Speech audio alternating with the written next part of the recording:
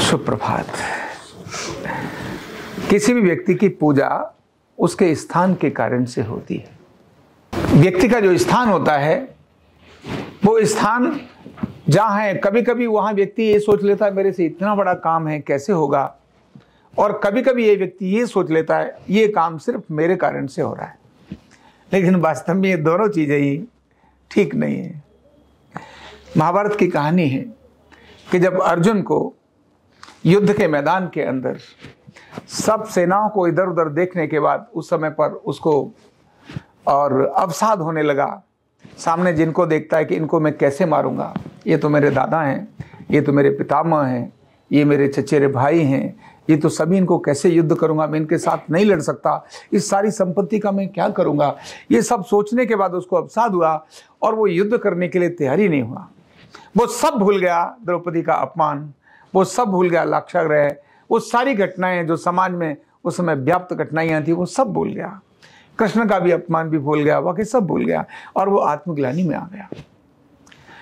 तब अर्जुन को कृष्ण सारा उपदेश देते हैं, जिसके ऊपर एक गीता बहुत बड़ा ग्रंथ लिखा है, और नट सेल में उसमें बात करें तो वो कहते हैं भाई ये सब तो हो रहा है, तू जहां खड़ा है, जिस रथ पर तू खड़ा है वो रथ को चलाने वाला मैं, और उसकी ध्वजा जिसके ऊपर है वो हनुमान जी। अगर ये हट जाए 1 मिनट के लिए तो तेरा कुछ भी नहीं है, तू कुछ भी नहीं है। इसीलिए चिंता ना कर, ये सब जो होने वाला है वो तो होने वाला ही है, केवल तू अपना कर्तव्य का पालन कर। कर्तव्य का पालन बहुत निष्ठा से करना। अगर तूने उसमें कोताही बरती तो जो होना है उसमें बदल आ सकता है। और उसी समय उन्होंने अपना विराट रूप दिखाया कि ये सब हो चुका है, अब तू केवल अपना और अपना काम कर। यह सोचकर उसका अवसाद था वो खत्म हुआ और उसने युद्ध का डंका बजाया और युद्ध करने शुरू हो गया। और फिर तो जिस प्रकार से उसने युद्ध किया, सारे पांडवों ने जिस प्रकार युद्ध किया हम जानते हैं। बड़े बड़े धुरंधर को उठाकर एक से तरफ तहस नहस कर दिया। कहां पर अपने हाथ में जिसके हाथ में मृत्यु थी, जो जब चाहे तब मर जाए और न चाहे तो न मरे, ऐसे पितामह भीष्म, गुरु द्रोण, जिन्होंने उनको सब कुछ सिखाया, अश्वत्थामा कितना बड़ा पराक्रमी, और स्वयं दुर्योधन अपने आप पे पूरे कवच और उसके साथ तैयार था, उसके शरीर को कोई भेद नहीं सकता था, ऐसा मजबूत शरीर वाला दुर्योधन भी उसमें मारा गया। दुनिया के कितने बड़े महारथी केवल थोड़े से कुछ लोगों ने मार दिए। अर्जुन ने अपने बाण मारे, भीम ने अपनी गदा मारी। लेकिन ये होने के बाद अचानक उनके अंदर घमंड हो गया, इस युद्ध को जीतने वाले तो कौन थे? हम ही थे, तना हमारे बना क्या हो जाता। और जब जा रहे सारा हो गया सब कुछ, तो उन्होंने वही सब ये हमने ही किया है, ये सब किसने किया है?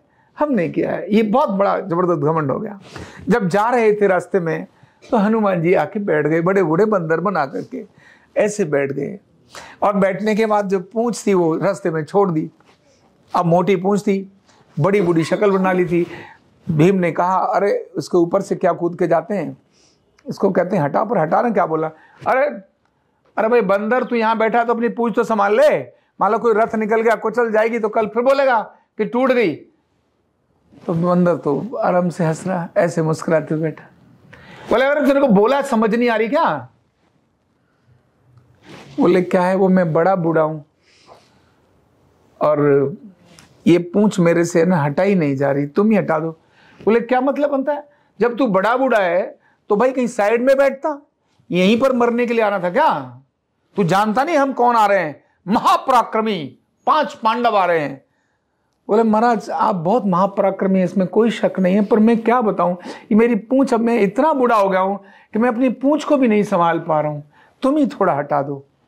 तो वो अर्जुन भी कहते हैं, बाकी सबके अंदर मन में आता है एक बाण से हटा सकते हैं, हटा सकते हैं। तो उन्होंने कहा नहीं भैया मैं हटा दूंगा, और उन्होंने हटाने की कोशिश करी, उस पूंछ को वो डिगा भी नहीं सके। क्या हुआ?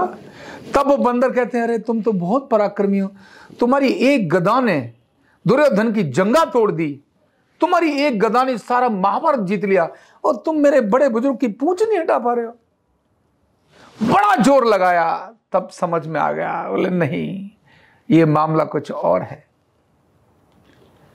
फिर हनुमान जी ने अपनी पूंछ पीछे हटा ली, उन्हें समझ आ गया कुछ और। हनुमान जी अपने रूप में आ गए और वो एकदम साष्टांग प्रणाम पड़ गए। उन्होंने कहा हमसे क्षमा हो गई। हमें अहंकार हो गया था कि शायद युद्ध हम नहीं जीता है, युद्ध हमने नहीं जीता। यह सब तो प्रकृति, यह सब परमात्मा की एक लीला है जिसके तहत हमें अपना काम करना था। तो व्यक्ति की जिंदगी में दोनों अहंकार आ जाते हैं। हम आरोग्य पीठ के लोग, भगवान ने 7वीं चिकित्सा पद्धति हमारे हाथ में दी है। क्या दी है? भारत की 7वीं चिकित्सा पद्धति। आयुष की 6 चिकित्सा पद्धतियां ऑलरेडी स्टेब्लिश्ड हैं। 7वीं चिकित्सा पद्धति, जिसको हम अर्धनारीश्वर चिकित्सा यह बोलते हैं, इस विज्ञान को हमने लेके जाना है। काम करना है अर्जुन की तरह। कैसे काम करना है? अर्जुन की तरह, न थकना न अकना, रात और दिन मेहनत करनी है, बहुत पराक्रम करना है, बहुत मेहनत करनी है। लेकिन अहंकार भी लाना नहीं कि इसको स्थापित करने वाले कौन है? हम ही हैं। ये भगवान ने हमारे को माध्यम बनाया है, इसीलिए इसको लेकर हम जा रहे हैं। पर हमें क्योंकि सौभाग्य दिया है इस काम को इस समय करने का, तो हमें पूरे तन मन धन पूर्वक, पूरी मेहनत से, पूरे फोकस होकर, एकाग्रता से इस अर्धनारीश्वर चिकित्सा पर अपने को बहुत भली प्रकार से काम करना है। और हाँ, रिजल्ट आते समय अगर अहंकार लगा तो ध्यान रखना, वो हनुमान जी थे जिन्होंने अहंकार को भीम के तोड़ दिया कि तुमने युद्ध नहीं जीता, अगर मैं झंडे पर नहीं होता तो तुम्हारा रथ उड़ जाता, और अगर कृष्ण सारथी नहीं होते तो तुम कहाँ घूमते। इसलिए हमारे लिए भी इसी प्रकार ऐसे महानुभाव जो हमारे साथ बैठे हैं, ये सभी लोग आप हैं, श्रीमान राजेंद्र गोयल जी, जिनका मैं अभी भाई साहब का परिचय कराऊंगा। तो आप सबके कारण ये सारी लीला चल रही है। हम तो केवल एक ऐसे निमित्त मात्र हैं। बहुत बहुत धन्यवाद।